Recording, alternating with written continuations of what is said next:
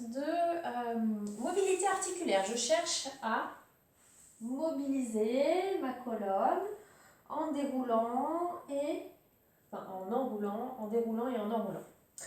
Donc, lorsque vous allez effectuer votre exercice du roll-up et que vous êtes débutant, vous n'allez pas complètement descendre au sol, vous allez aller au fur et à mesure de plus en plus bas en contrôlant bien votre centrage.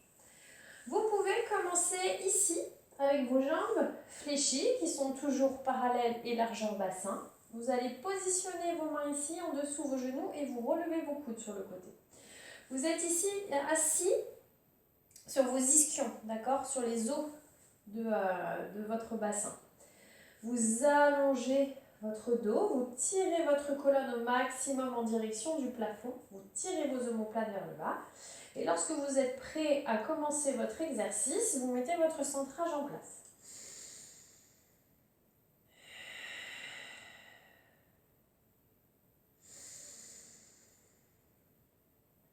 Je vais donc commencer mon exercice sur une expiration en soufflant par la bouche.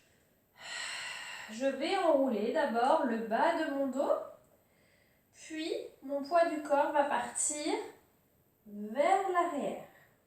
J'ai fini de souffler, je bloque, j'inspire. Je garde la même position, je tire sur mes bras pour remonter. Et inspire. Je déroule du bas vers le haut. Je vous le montre une fois sans parler.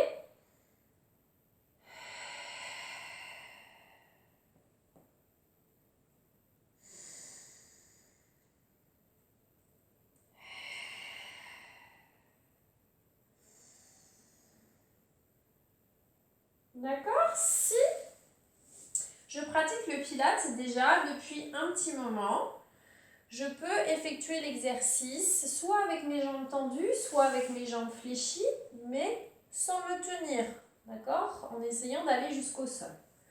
Donc, je vais démarrer mon exercice ici, je suis toujours centrée, je tire mes omoplates vers le bas et souffle.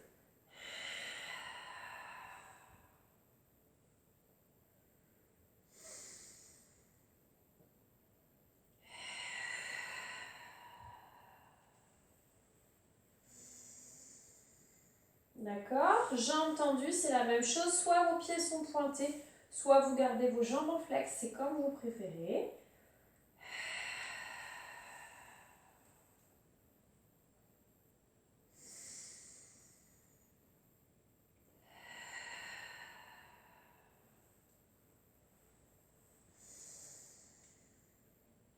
D'accord? Voilà pour mon roll-up. L'important dans l'exercice, c'est que vous puissiez faire votre descente et votre montée de la façon la plus fluide possible. Vous ne doit pas y avoir d'à-coup, d'accord? Je vais vous montrer ce qu'il ne faut pas faire juste après. Vous ne devez pas engager la force de vos abdos en poussant. Vous ne devez pas sentir qu'il y a une poussée, ni dans vos abdos, ni dans votre périnée. D'accord? C'est vraiment votre respiration et votre centrage qui vous permettent de faire l'exercice. Alors, quand je vous dis la poussée, je vais vous montrer jambes allongées, vous verrez mieux. C'est ça. Si j'enroule pas assez mon dos en descendant, ici, d'accord, je ne suis pas enroulée, je suis trop droite. Là, mais mon psoas, il n'en peut plus du tout. Donc, il y a un moment où, bam, je vais tomber. Et je ne suis pas du tout en sécurité au niveau de mon centrage. Et c'est mes lombaires qui portent tout, qui prennent tout le poids. Sachant que le but de mon exercice, on m'a dit que c'était la mobilité de ma colonne. Là, quand je descends comme ça, je n'ai pas du tout de mobilité dans ma colonne. C'est pas du tout intéressant. Quand vous remontez, si vous ne le faites pas bien, vous allez me faire ça.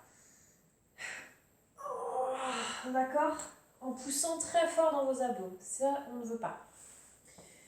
Vous n'allez pas non plus me faire... D'accord? Ici, mon centrage, il est relâché.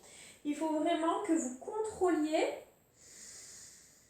ici votre remontée avec la force de vos abdos et votre centrage est toujours engagé.